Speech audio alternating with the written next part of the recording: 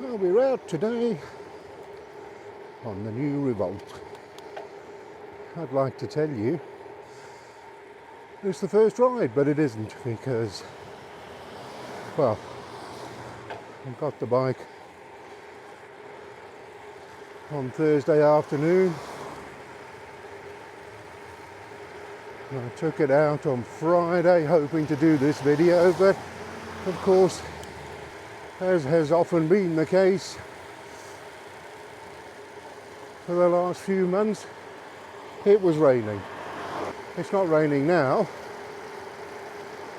but that doesn't mean it won't rain. They forecast no rain for today, but for the past few months when they forecast no rain, all that really means is it will rain, but it just won't be torrential. And what you will have noticed for the first time is we're not using the GPS data. And that's because of a problem with the software that I use. So let me know what you think. Is it better with or without the data?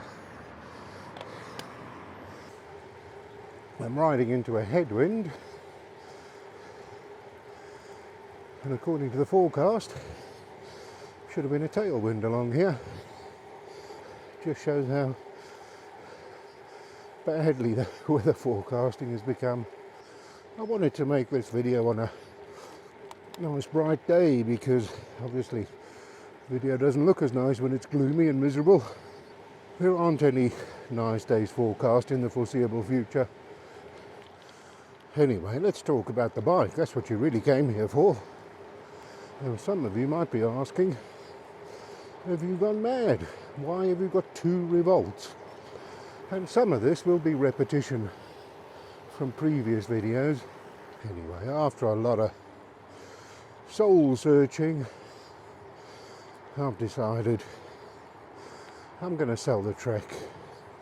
It's done me well. I've had it for 2.5 years.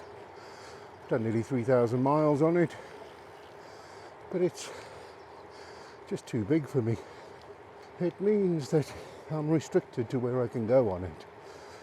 And one of the things that gravel bikes has opened up for me is the sort of go anywhere ability of them.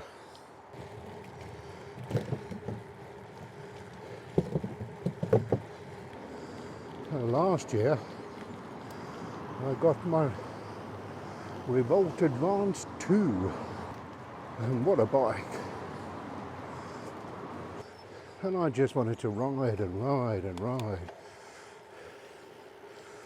because it was so comfortable and so easy to ride.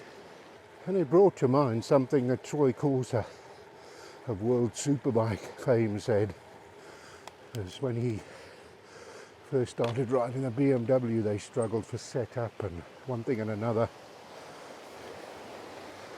It was a new bike. Once he got it set up, he said, I can now ride the track. I don't have to ride the bike anymore. And that's how I felt. So I rode and I rode on the Revolt, and eventually I was using the Trek less, a lot less. And my wife said to me, well, why don't you sell it? Well, two reasons really. It's a bit emotional, you know, the bike that got me back into cycling and things like that. And I said also, bikes aren't reliable enough. I don't just want to have one bike. And sort of jokingly, I said, what I could do with is another Revolt. And my wife said, well, perhaps that's what you should do. So the seed was sown. So I started looking. And I thought I might get a Revolt Advanced Zero. But the thing is, the big advantage over what I've already got is the carbon wheels. because they're giant carbon wheels. They might be very good, I don't know. But the wheels that were on the Advance 2, spokes broke. So I changed them to DT Swiss. So I didn't want to spend extra money on a bike with carbon wheels, only to find out to replace the wheels. And the other thing is, I've always quite fancied the idea of a one-by drivetrain. I was always worried with a one-by that didn't have a long enough top gear. I'm not worried about the number of gears. Going through all of this, and the penny dropped. You've got a Revolt with a 2-by, so why not have a 1-by, and then you can use whichever one is appropriate for the day. It takes a while sometimes for it to sink in, doesn't it? So I got the Advanced 1 in this sort of red colour, Cordovan I think it's called. So we were out in Swansea and we went to the Giant store, which is part of Treads, and just to have a look really, and they didn't have any Advanced ones, and they had one Advanced Zero which would have been too big for me. So he said, let us know what you want and we'll see if we can get one in for you. And so I was going to ring them, and my wife said no, order it as a click and collect, because that way she gets £100 cash back. I don't know what scheme it's in, what she's involved with. So that's what we did. Turns out if you click and collect, that's classed as a purchase from Treads, and the Giant store don't want anything to do with you, even though it's part of Treads. Still, got it in the end, and it's wonderful. So I went for the first ride on Friday, and I was a bit nervous because of, buying it from Treads instead of the Giant store meant that they were reluctant to do any setup for me. So I wasn't sure if it was set up right. I thought it was. New bike, never ridden double tap before. So I was a bit apprehensive. I'm doing 25 miles an hour now, I haven't spun out yet. Yeah, I went out my first ride and somewhat apprehensive. And then after about a mile and a half, it was just, well, you're on a Revolt and it feels exactly the way it should. And I was completely at home with it. When I first picked it up, I thought, wow, it feels lighter than the other one. I mean, does a front neck and a chain ring make that much difference? I don't know. But yeah, it rides along beautifully. To the point I would even keep these wheels if they didn't break. So yes, it feels like a Revolt, it rides like a Revolt. And the double tap was a lot easier to get used to than I thought.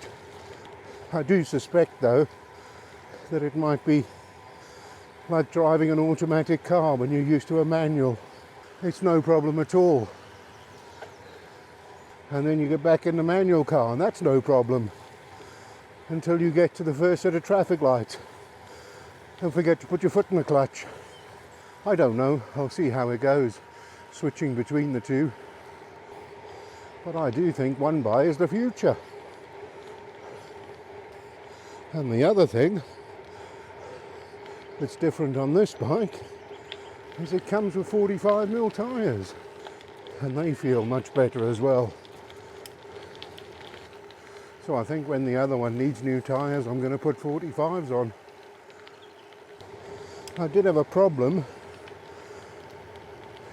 well, not really a problem, but the little thing with my ankle was hitting the crank on the non-drive side. But I got my other shoes on now and it's not happening, so I guess it's just cleat position. But overall, I'm really impressed with this. Let me know in the comments below. Do you think I'm mad having 2 Revolts? I'm sure I'm not the only one. Oh, and right on cue the rain has started. Okay, this is interesting.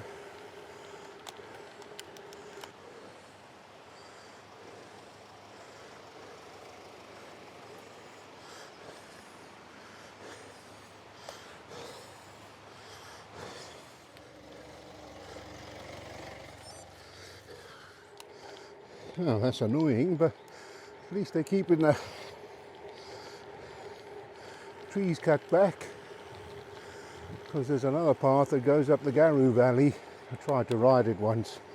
It was just so overgrown. I just couldn't get through. The one thing I'm not sure about on this new bike is the dropper post.